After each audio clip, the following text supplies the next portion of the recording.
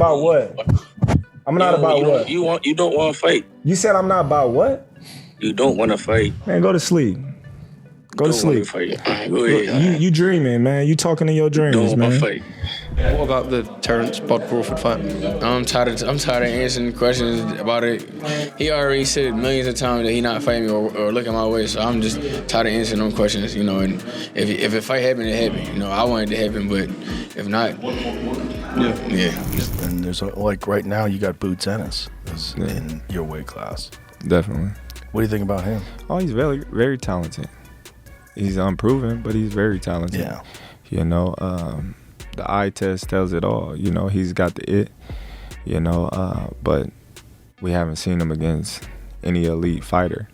We never seen him tested. So until then, you know, we just going to keep saying, oh, boots, until he meet that fighter that's going to test him.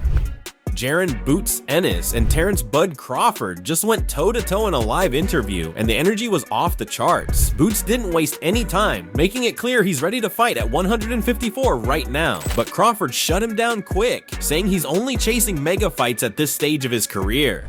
Would you consider going back down to 154 and face Jaron Ennis, the guy who prepared Canelo Alvarez for this fight? Nope. I ain't going down 154. Then Bud added fuel to the fire, claiming Boots hasn't fought anybody that proves he belongs on his level. That shot had fans buzzing instantly because this wasn't just two fighters talking. It felt like a line was drawn. You fought the Avanesyan, you could have fought me. You jumped up out of my sanction body to go fight in the IBF. So what I know? If it don't matter, catch up. Yo, he picked Avanesyan. Catch up. Avanesyan was way under. You just said it don't matter. Catch up. I'm talking about before that. He not about it. We already know he not about what he's talking about. I'm not about what? I'm not about what? You don't want to fight. You said I'm not about what? You don't want to fight. Man, go to sleep. Go to sleep. Go ahead. You dreaming, man. You talking in your dreams, don't man. want to fight.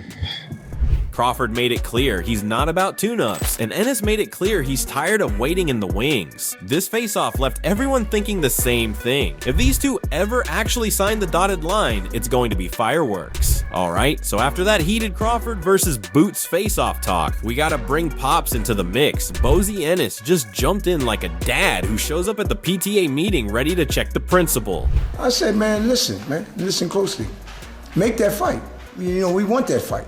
You know what I mean? I said, you know, we wanted him or either Spence. It didn't make no difference. As long as we get the fight, we see where we coming from. Right now, we ain't worrying about Crawford. We gonna clean 147 now, and then we gonna move to 154. If he there and he got a belt, we coming after him. Simple as that.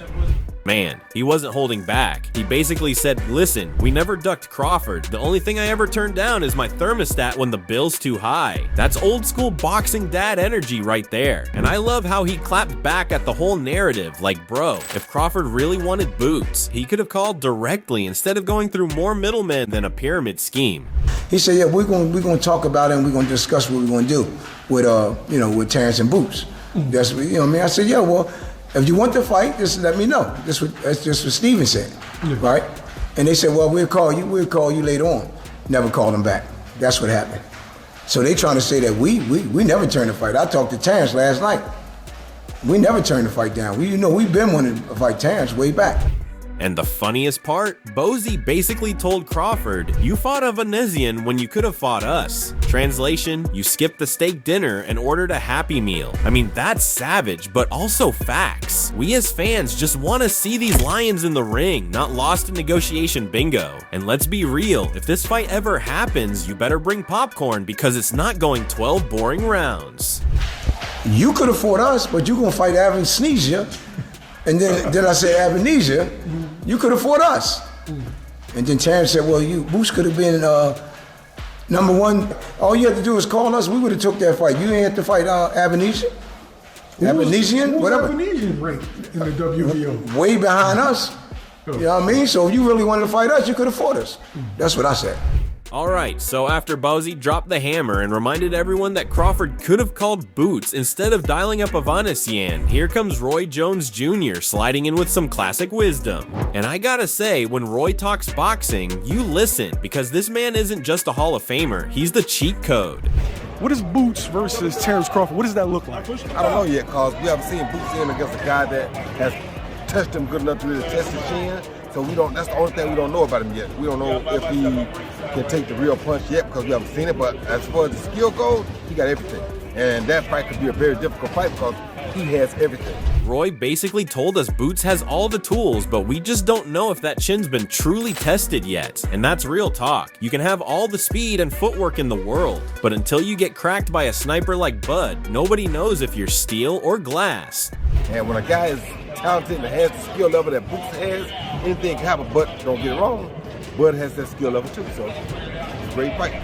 The way Roy put it, this fight isn't just intriguing, it's a chess match where one wrong move could turn into checkmate real quick. And you know it's serious when Roy, the human highlight reel himself, says both guys are operating at that elite skill level. Now let me keep it all the way real. This is why fans like us are losing our minds over a potential Crawford versus Boots showdown. It's not just about who's slicker, faster, or stronger. It's about finding out if the young lion can survive when the king tests his bite.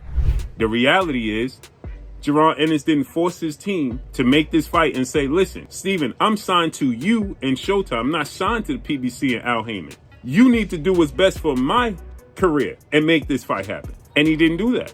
And the rest is history. Terence Crawford moved on. Boots has looked untouchable so far, but Bud is like the final boss on a video game. You don't just beat him with talent, you need timing, patience, and a whole lot of heart.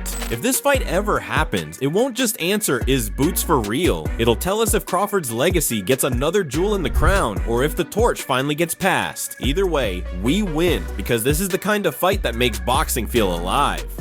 Just feel that Jaron Ennis against Terence Crawford is the fight. And that can be at 54, it can be at 60. You know, obviously we've got Lima to take care of first, but that for me is one of the great, crossover fights, because Boots is the changing of the guard guy, and Crawford's the guy that's been there and done it all and just proved, that he's still very much in his prime.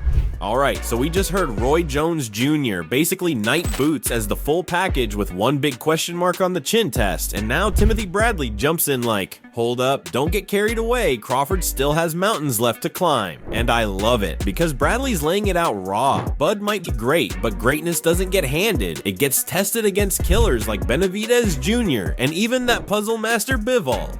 Yeah, back to Benavidez. Damn, if Benavidez come back down to 168, man, that's another crazy matchup for Terence Crawford. Because, again, look, with the skill set of Crawford and everything else he brings, right? These guys have skills too, and they bigger than he is. See, and that's difficult. That's gonna be real difficult. And you gotta admit, Bradley's got a point. Crawford beating Canelo was like pulling Excalibur out of the stone. But if he goes chasing giants at 168 and above, now we're talking mythological level danger. This isn't can Bud win. This is can Bud fight guys who look like they were built in a boxing lab and still outthink them. And that's the kind of drama we, the fans, live for. Now let me say this, Bradley might sound like he's tossing ice water on Crawford's parade, but he's really giving us the hype we need, because when you hear a former champ say Crawford could actually lose if he plays with fire against those monsters, you know you're looking at real risk, real legacy defining fight.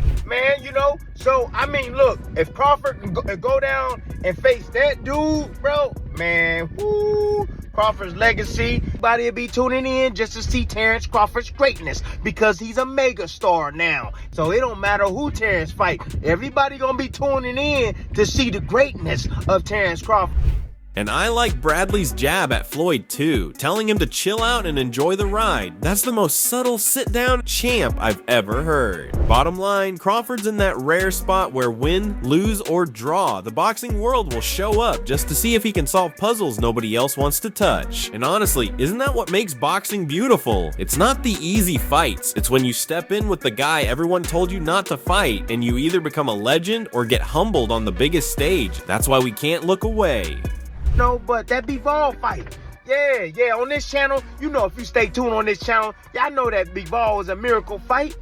Yeah, he's a miracle fight.